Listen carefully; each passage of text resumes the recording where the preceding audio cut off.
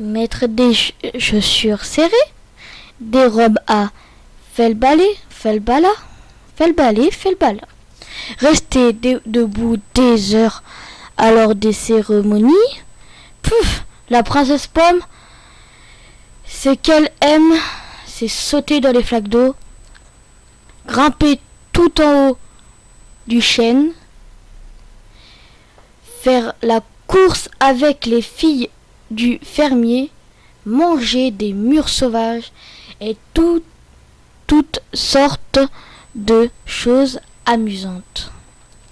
Mais le roi et la reine, ses parents, ne sont pas contents car elle n'est toujours pas fiancée.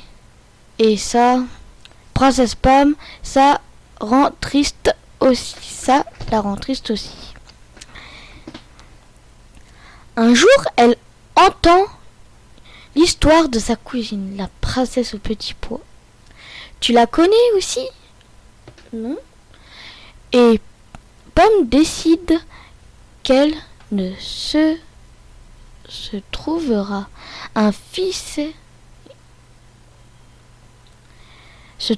une fiancée de la même façon. D'abord, elle va chercher sa plus belle robe, celle qui reste bien au fond du placard et qu'elle ne porte jamais parce qu'avec tous ses dentelles et ses rubans, c'est vraiment pas pratique de courir. Puis elle met ses chaussures vernies. Elle se coiffe du mieux qu'elle peut, en rangeant bien dans une barrette d'or les petits cheveux qui s'échappaient toujours et font le désarroi de sa mère. Ça y est, elle est prête. Elle n'est pas très à l'aise et se sait déguisée. Elle se sent vraiment déguisée en fait.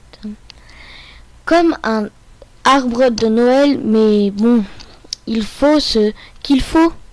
Dans la forêt, elle passe exprès dans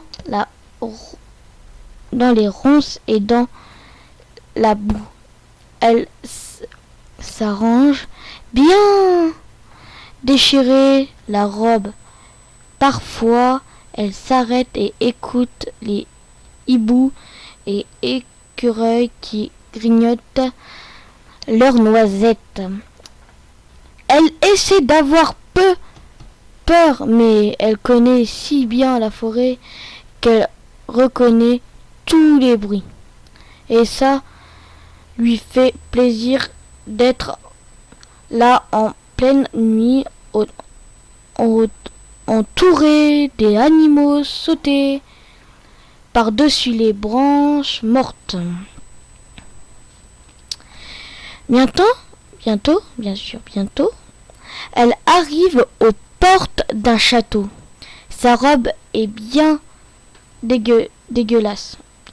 Ses mains et son visage sont noirs de saleté. Ses cheveux tout emmêlés et ses jambes, oh là là, quel désastre, écorchées. Tout est comme prévu, les serviteurs la reçoivent à la cuisine.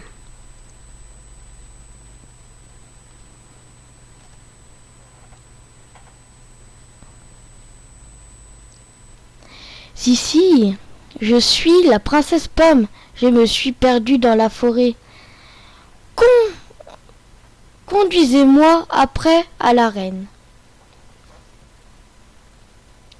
La reine décide de tester cette prétendue princesse.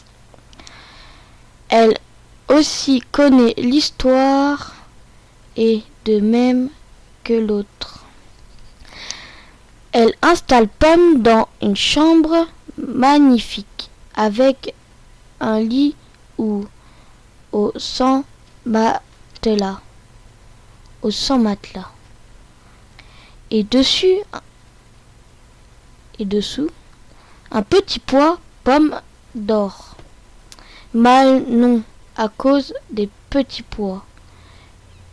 Elle qui dort souvent sur des cailloux à la belle étoile.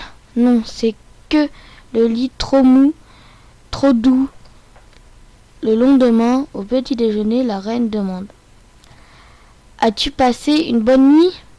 Non. Pomme est toute rouge. Elle n'aime pas mentir. Il y avait une bosse et je n'ai pas fermé l'œil. C'était affreux. Ah oui, dit la reine, tu es bien délicate pour un petit pois glissé sous son matelas. Pour mon fils, la princesse, je veux une reine solide et courageuse. Pas une chochotte qui se plaint pour un oui ou pour un non.